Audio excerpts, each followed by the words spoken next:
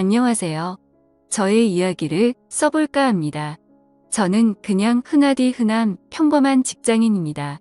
정말 이런 일이 있다는 게 믿기지 않을 만큼 저는 열심히 일해서 가정에 늘 충실했으며 아내와 함께 게임도 같이 즐기며 그 누구도 부럽지 않을 만큼 평범하지만 행복한 삶을 살고 있었습니다. 문제의 그날은 몸이 너무 좋지 않아서 저는 회사에서 오후 반차를 내고 평소보다 일찍 집으로 오게 되었습니다. 그런데 눈에 익었던 남자 신발이 현관에 놓여져 있는 겁니다. 눈에 익었던 신발은 저와 와이프가 함께하는 게임에서 알게 된 남자 동생의 신발이었습니다. 큰 충격과 함께 설마 하는 마음으로 거실을 봤더니 아무도 없더군요. 아직은 상황을 알 수 없었지만 아내가 외도를 하는 건가라는 생각에 심장이 두근대서 터져버릴 것 같았습니다. 근래 들어 화장실에 들어가서 2시간씩 배가 아프다고 안 나오는 일이 허다했었고 하지 않던 산책을 갑자기 나가곤 해서 평소와 행동이 달라 뭔가 미심쩍긴 했었습니다. 흥분된 마음을 다잡으며 거실을 지나 안방 쪽으로 가는데 하오 웃는 소리가 적나라하게 들리는 겁니다. 정말 하늘이 무너지는 기분이 이런 걸까요? 너무 충격을 받은 저는 순식간에 달려가서 방문을 벌컥 열어버렸습니다. 두 사람은 같이 컴퓨터 게임을 하고 있었고 문을 여는 소리에 뒤로 돌아보고는 두 사람 다 엄청 놀란 표정을 짓더라고요. 그리고 그 남자는 역시나 제가 친동생처럼 잘 대해주던 그 동생 놈이었습니다. 일단 마음을 진정시키고 물었습니다.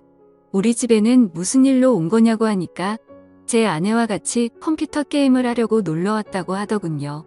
상식적으로 유부녀와 같이 단둘이서 게임방을 가서 게임을 하는 것도 아니고 집에서 게임을 한다는 게 말이 되나요? 저는 그래서 게임방을 놔두고 왜 집에서 게임을 하냐고 물어보니까 그 남동생은 그렇지 않아도 지금 그러려고 했다고 더듬거리면서 말을 하더라고요. 성의 없는 거짓말에 너무 어이가 없어서 머리 끝까지 화가 치밀어 올랐고 분노를 참지 못하고 사고를 칠 것 같아서 그 동생에게 당장 내 집에서 나가라고 소리쳤습니다. 그제서야 갑자기 진실을 고백하듯이 연신 미안하다 죄송하다 하면서 누나 잘못 아니다 라고 하면서 도망치듯 나가더군요.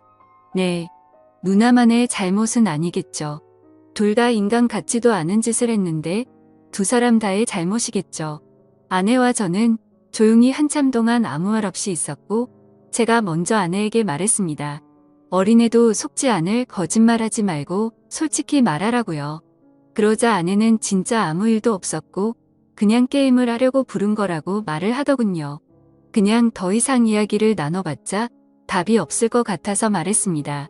둘이서 아무 일도 없었다고 하더라도 이렇게 나도 없는 집에다가 남자를 불러서 게임을 했다는 거 용납이 안 된다.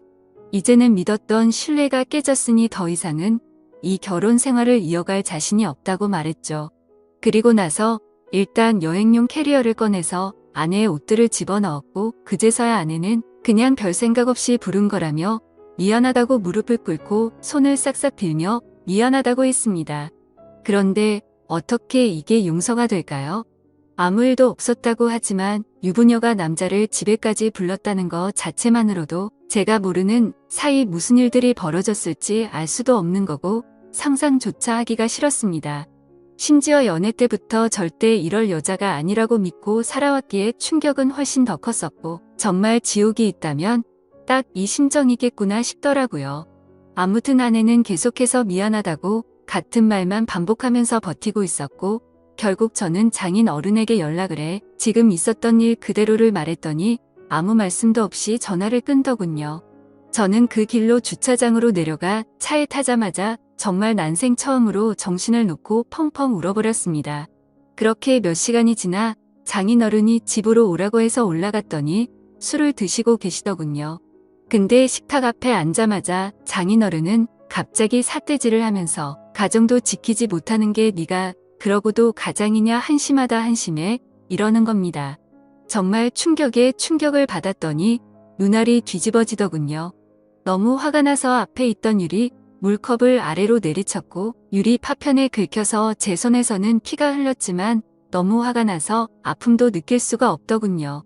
그 모습을 본 장인은 집으로 가시면서까지 고래고래 소리치고 현관문을 발로 차더군요. 정말 어떻게 인간이 이럴 수가 있을까요? 모두가 다 나가고 저 혼자서만 그 집에서 남아서 술을 마셨습니다. 정말 몸이 좋지 않아서 조퇴를 해서 몸 상태가 말도 아니었는데 몸도 마음도 엉망진창인 상태로 웃었다 울었다를 반복하다가 잠이 들었네요. 다음날 저는 아내와 얼굴을 보고서 마무리를 지어야 할 것 같아서 무작정 차를 몰고 아내의 친정댁으로 갔습니다. 근데 아내는 대뜸 한다는 말이 어떻게 매번 오빠만 생각해? 그냥 집에서 게임 좀 한 것 같고 왜 그러냐며 나 좀 내버려둬 라고 하더군요. 정말 낯짝이 두꺼워도 본인이 그따위 짓을 해놓고 어떻게 저런 말을 할 수 있을까요? 정말 마음 다잡고 갔음에도 눈알이 또 뒤집히더군요. 정말 제 아내는 저를 호구로 생각했던 거구나 깨달았습니다. 그래서 저는 물불가릴 거 없이 다음날 곧장 이혼하려고 법원으로 간다고 두 사람에게 통보를 했고 그러니 그 동생이었던 놈이 카톡으로 미안하다 어쩐다 하면서 답장이 오더라고요. 그래서 두 사람 언제부터 만난 거냐고 하니까 얼마 안 됐다면서 미안하다고만 하더군요. 그래서 그냥 미안할 필요 없고 앞으로 네가 책임지고 살라고 하니까 누나를 지금 제가 어떻게 책임지냐. 자신은 사라지는 게 맞다며 호기심에 만난 거다 이런 헛소리를 하더군요. 의심이 확신으로 바뀌는 순간이었습니다. 두 사람은 제 예상대로 만나왔던 게 맞았고 증거도 확보가 되었죠. 그래서 그걸 아내에게 보내줬더니 그제서야 문자로 제 얼굴 볼 자신 없다며 상처 줘서 미안하다고 하네요. 저는 혼자서 그 지옥 같은 아파트에 있는데 말이죠. 아무튼 아내에게 이혼 서류 접수할 거니까 그렇게 알라고 했더니 호감을 갖고 만났던 건 맞지만 끝까지 아무 일도 없었다고 우기더라고요. 네, 어차피 상관없습니다. 휴대폰 녹음으로 전부 녹음도 해둔 상태이고요. 웬만한 증거는 다 수집해뒀습니다. 카톡, 문자 내용, 입차 내역 등등 말이죠. 근데 증거 수집을 하다 보니 아내가 이 상간남 차를 아파트에 차량 등록도 해놨고 집카드 키도 준 것 같더군요. 세부 입차 내역을 보니 3달간 60번은 넘게 오고 갔더군요. 정말 알면 알수록 더 미쳐버리겠더군요. 심지어 그 남자는 백수에다가 동거녀가 있는데도 이걸 숨기고 이따위 짓을 했더라고요. 당연히 그 동거녀에게도 이 모든 사실을 다 밝힐 겁니다. 저는 정말 이 사건에 대해 절대로 그냥 넘어갈 생각이 없고 모든 걸 끝내려고요. 배신감, 자괴감에 치를 떨었고 그래도 사랑하는 아내라 용서를 해줄까도 했지만 적반하장으로 나오는 아내와 처가의 행동에 정말 바닥의 끝을 보고 나서 오히려 제정신이 들었습니다. 천국에서 지옥으로 바뀐 그 집에서 혼자 버티며 저는 더욱더 확고해지고 있네요. 심지어 아내는 제가 직접 모은 증거들을 끝까지 부인하네요. 전단지 진정성 있는 사과와 반성을 원했는데 말입니다. 정말 뻔뻔하게 마음대로 하라고 하면서 한 번의 실수도 못 넘어가냐며 오히려 저를 치사하다고 생각하더군요. 정말 이 충격적인 일에 너무 힘들어서 정신과 상담을 받았습니다. 전문의 말로는 상당히 위험하다고 심리 검사를 받고 결과를 기다리는 중입니다.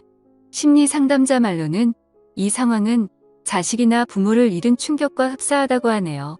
저 두 사람은 죽었다 깨어나도 제 심정을 절대로 모를 겁니다. 제가 얼마나 죽을 만큼 힘들고 그래도 안간힘을 쓰며 버텨왔는지를요. 그래서 보여줄 겁니다. 전 그들이 얼마나 잘못된 일을 하고 있는 것인지 앞으로 뼈저리게 느끼게 해줄 겁니다. 저를 건드린 건 인생 최대의 실수라고 생각이 들게 해주고 싶네요. 지금까지 제 사연을 들어주셔서 감사드립니다.